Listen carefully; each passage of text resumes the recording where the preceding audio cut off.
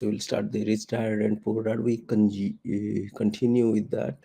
So let me just share the screen, and here you go. So we'll start it here. Okay.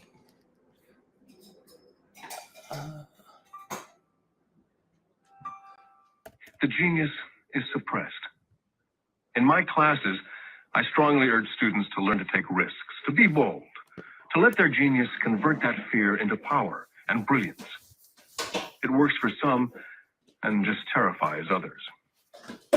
I've come to realize that for most people, when it comes to the subject of money, they would rather play it safe. I've had to field questions such as, why take risks? Why should I bother developing my financial IQ? Why should I become financially literate? And I answer, just to have more options. There are huge changes up ahead. There will be 100 people like Bill Gates and hugely successful companies like Microsoft created every year, all over the world. And there also will be many more bankruptcies, layoffs, and downsizing. So why bother developing your financial IQ? Because if you do, you will prosper greatly. And if you don't, this period of time will be a frightening one. Land was wealth 300 years ago. So the person who owned the land owned the wealth. Then it was factories and production. And America rose to dominance. The industrialist owned the wealth. Today, it's information. And the person who has the most timely information owns the wealth. The problem is, information flies all around the world at the speed of light. The new wealth cannot be contained by boundaries and borders as lands and factories were. The changes will be faster and more dramatic. There will be a dramatic increase in the number of new multimillionaires. There also will be those who are left behind. Today, I find so many people struggling, often working harder, simply because they cling to old ideas. They want things to be the way they were. They resist change. I know people who are losing their jobs or their houses, and they blame technology or the economy or their boss. Sadly, they fail to realize that they might be the problem. Old ideas are their biggest liability. It's a liability simply because they fail to realize that while that idea or way of doing something was an asset yesterday, yesterday is gone. One afternoon, I was teaching investing using a game I'd invented, cash flow, as a teaching tool. A friend had brought someone along to attend the class. This friend of a friend was recently divorced, had been badly burned in the divorce settlement, and was now searching for some answers. Her friend thought the class might help. The game was designed to help people learn how money works.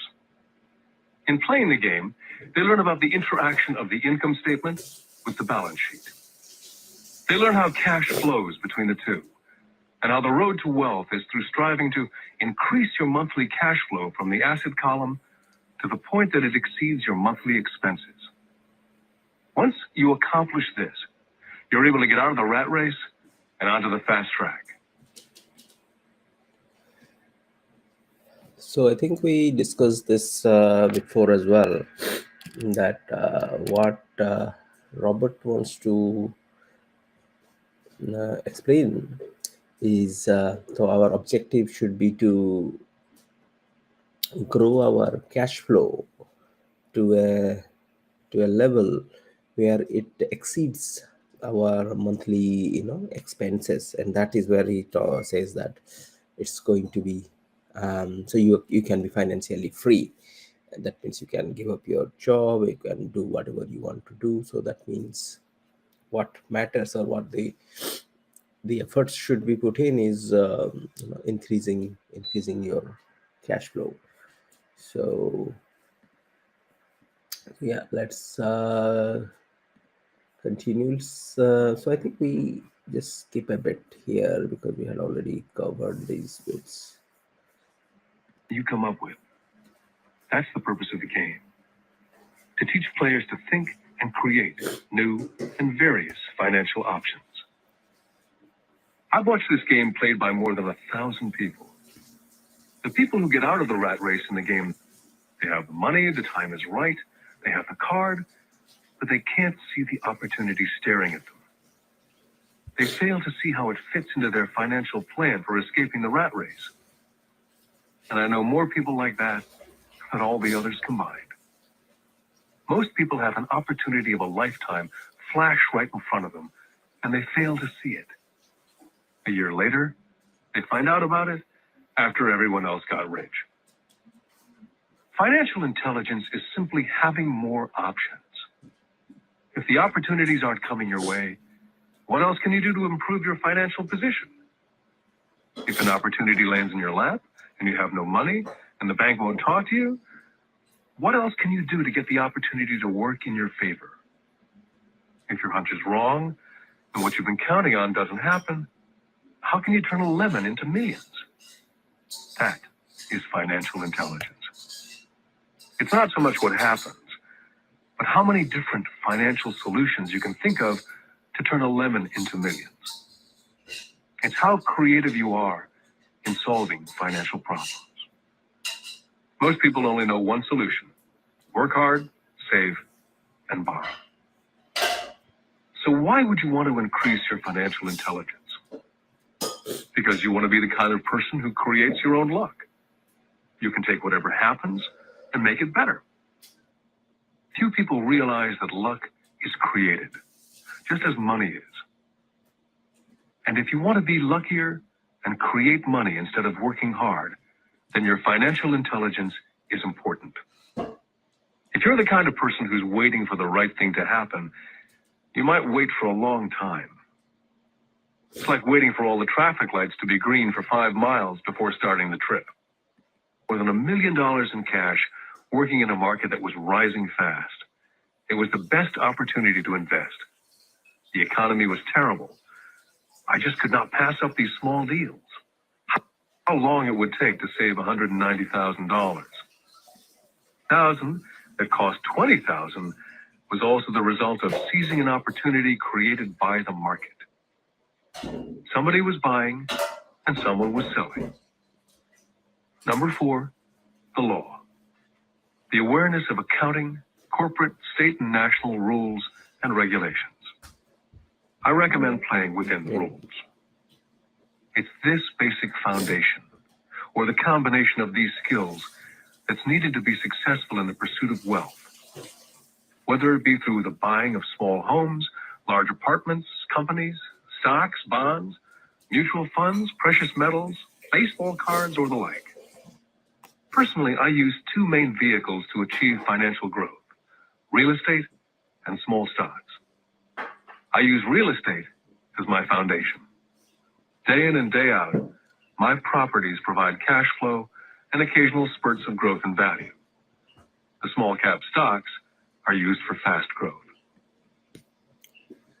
So even in the property strategy, what he talks about is he focuses on the cash flow and doesn't focus that much. He said, that some instances he may have some spurt, some growth in the value of the properties, but his main strategy is the cash flow, to generate that cash flow, which also makes quite a bit of a sense. I do not recommend anything that I do. The examples are just that, examples. If the opportunity is too complex and I do not understand the investment, I don't do it. Simple math and common sense is all that's needed to do well financially. I did deliberately to her notes. On her pad, she'd written, Robert Kiyosaki, best-selling author. Her. I would take some courses in advertising, copywriting, as well as sales, or about less and less. Rich Dad encouraged me to do exactly the opposite, lead troops. Rich Dad explained to me that the hardest part of running a company is managing people. He'd spent 3 years in the Army. My educated dad was draft exempt. Rich Dad told me of the value of learning to lead men into dangerous situations. Leadership is what you need to learn next, he said. If you're not a good leader, you'll get shot in the back, just like they do in business. Returning from Vietnam in 1973, I resigned my commission, even though I loved flying. I found a job with Xerox Corporation. The skills they want to acquire before choosing a specific profession, and before getting trapped in the rat race. His reply, I don't have the time, and I don't want to waste my money. The world is filled with talented poor people. All too often, they're poor or struggle financially or earn less than they're capable of, not because of what they know, but because of what they do not know. They focus on perfecting their skills at building a better hamburger rather than the skills of selling and delivering the hamburger. That's very kind of a thought-provoking statement. What he says, that the world is full of talented people, and why these talented people are broke talented people. He talks about that they perfect in the skill sets, you know, but skill set of whatever, he talks about, gives the example of hamburger. So they perfect the skill of making the hamburger perfect, but the next important skill, I think, is how to sell the hamburger.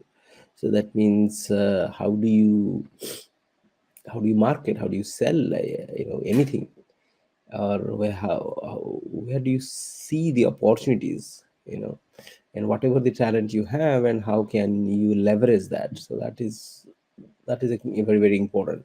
So all our schools and universities, if you see, so they focus on creating all those talents and the people,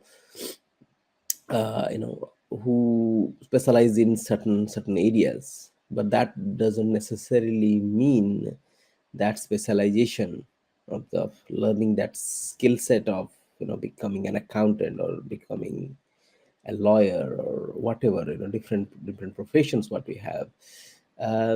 If you do not learn the important skill of selling and growing, then selling your skill set, then you'll always end up working for someone else who has or who knows about selling. So most importantly, I think Robert is he talks about acquiring the knowledge and the skill set of selling, okay, talking to people, leading people. It talks about the leadership skills. So these are the skill sets which are extremely important.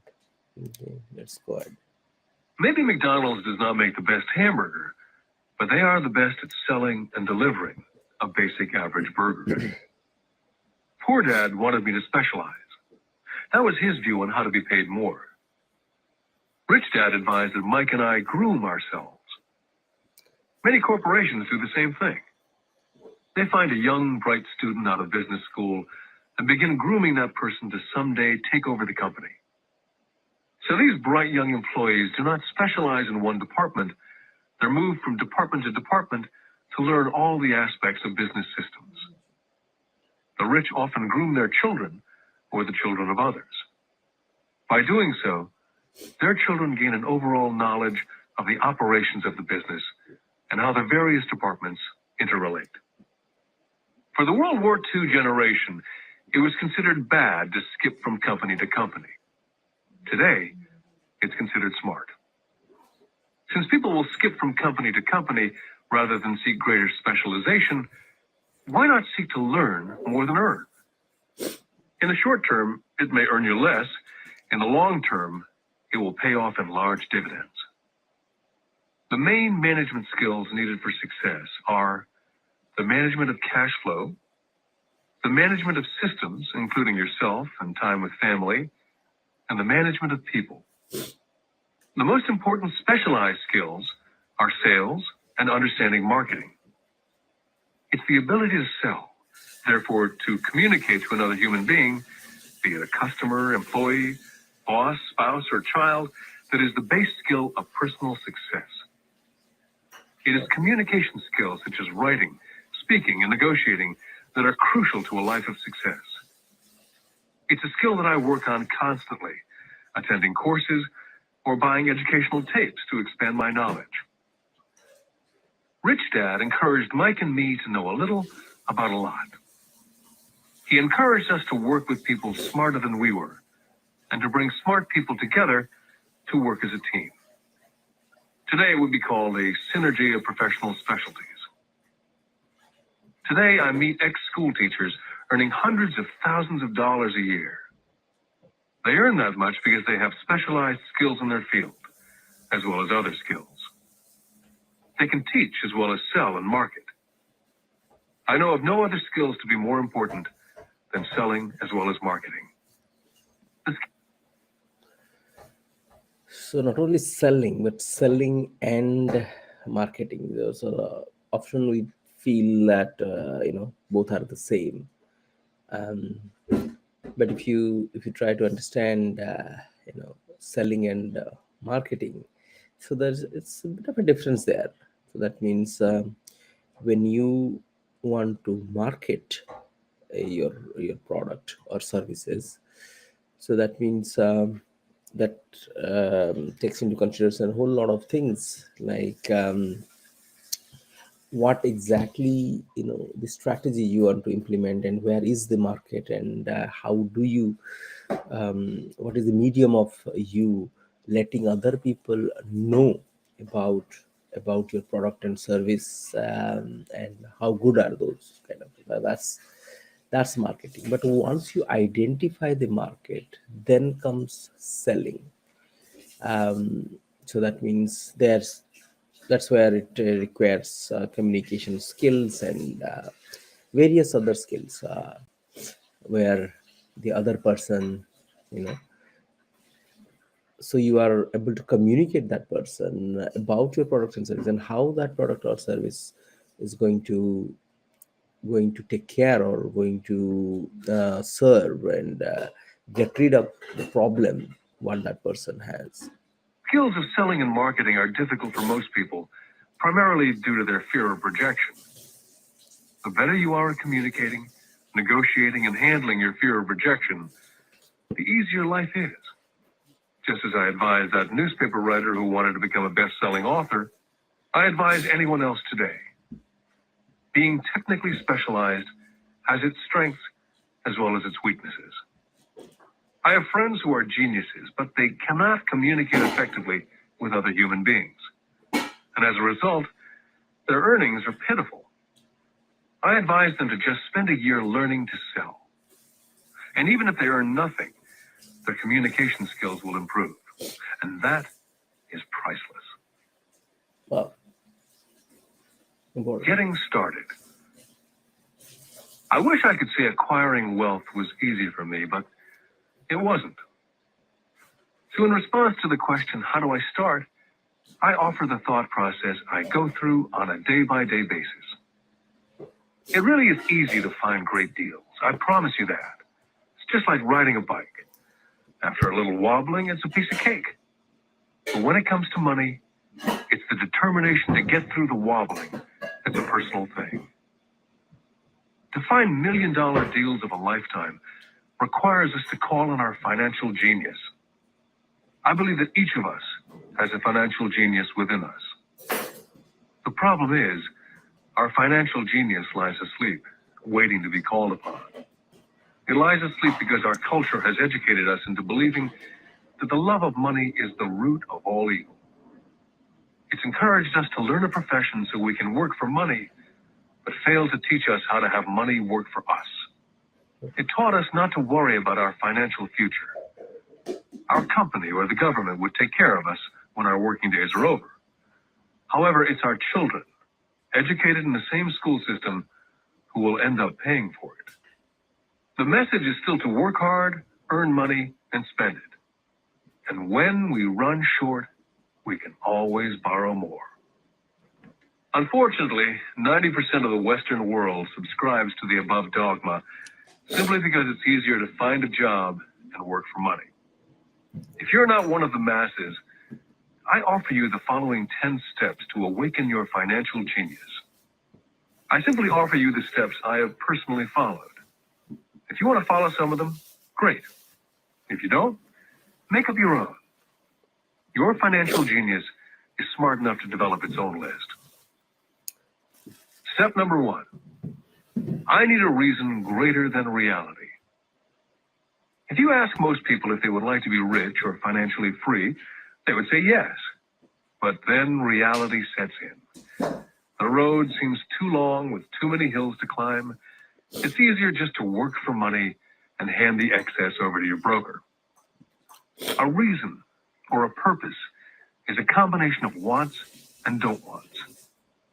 When people ask me what my reason for wanting to be rich is, it's a combination of deep emotional wants and don't wants. I will list a few. First, the don't wants, for they create the wants. I don't want to work all my life. I don't want what my parents aspired for, which was job security and a house in the suburbs. I don't like being an employee. Now the wants. I want to be free to travel the world and live in a lifestyle I love. I want to be young when I do this. I want to simply be free. I want control over my time and my life. I want money to work for me. Those are deep-seated emotional reasons. What are yours? As I said, I wish I could say it was easy. It wasn't. But it wasn't hard either. But without a strong reason or purpose, anything in life is hard. Step number 2, I choose daily. The power of choice. That is the main reason people want to live in a free country. We want the power to choose. Financially, with every dollar we get in our hands, we hold the power to choose our future to be rich, poor, or middle class. Our spending habits reflect who we are. Poor people simply have poor spending habits. Most people choose not to be rich. For 90% of the population, being rich is too much of a hassle.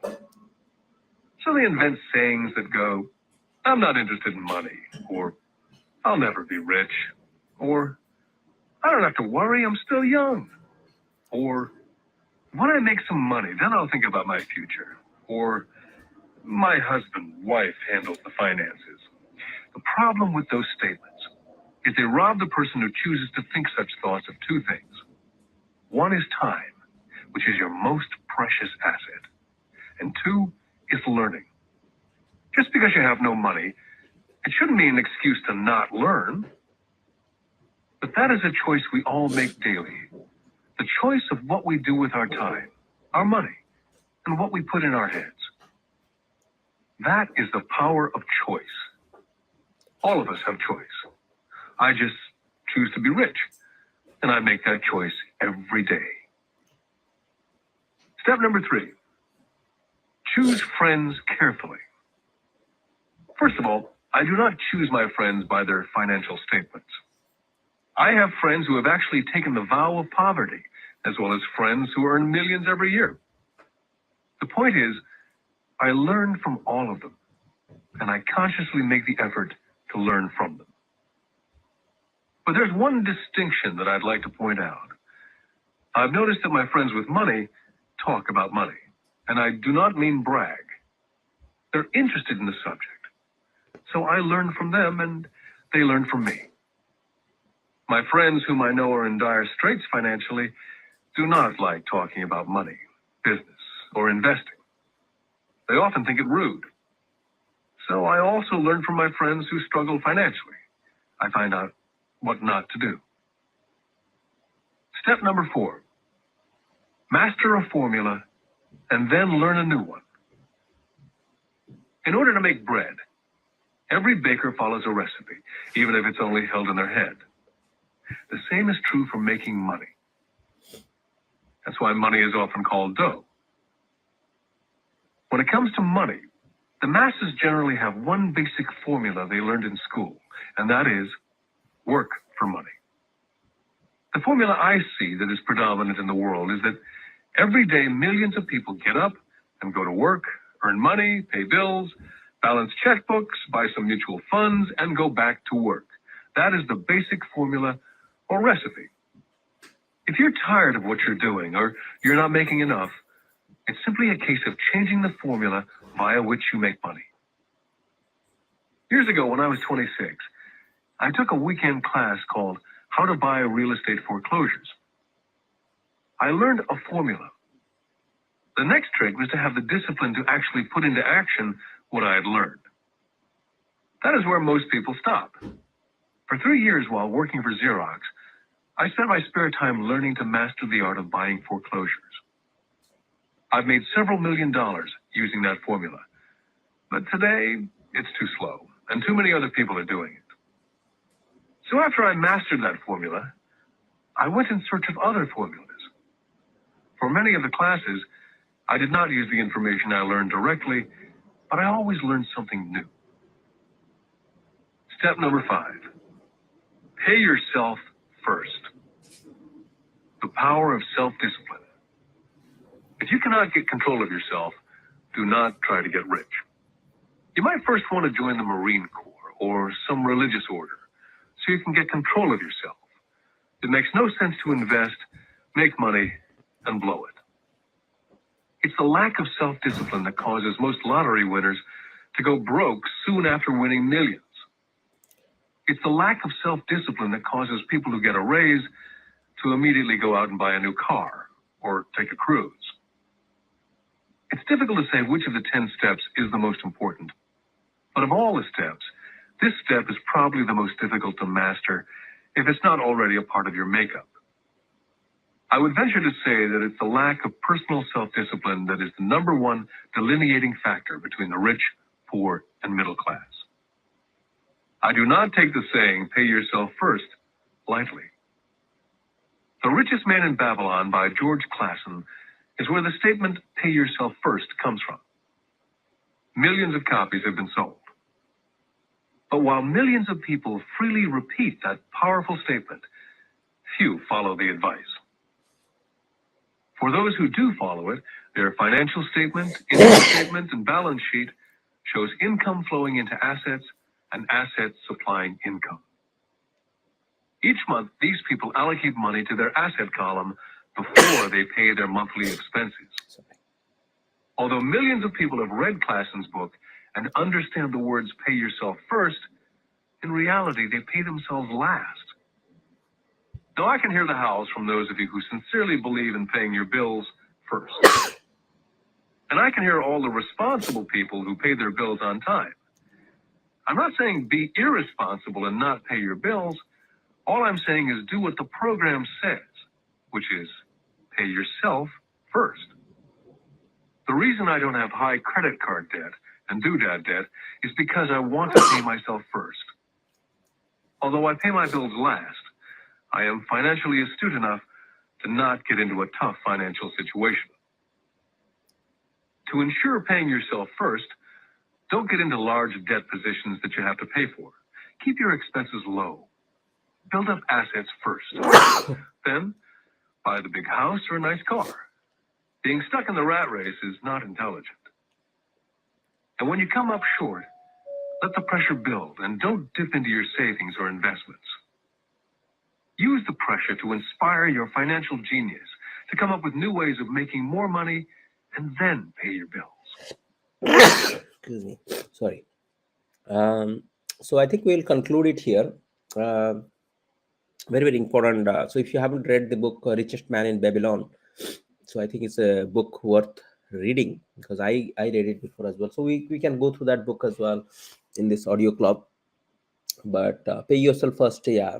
So I remember saying that or reading that. And so I think Robert also talks about the same book.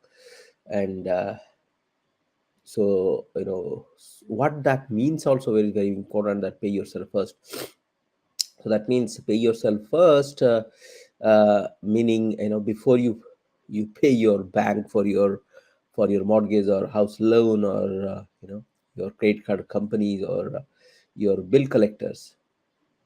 So you pay yourself first. So what that means, so that means it's not that you get the money and spend. So when you're talking when you are spending money, it talks about you are not paying yourself, but you are rather paying your different companies from where you are shopping from.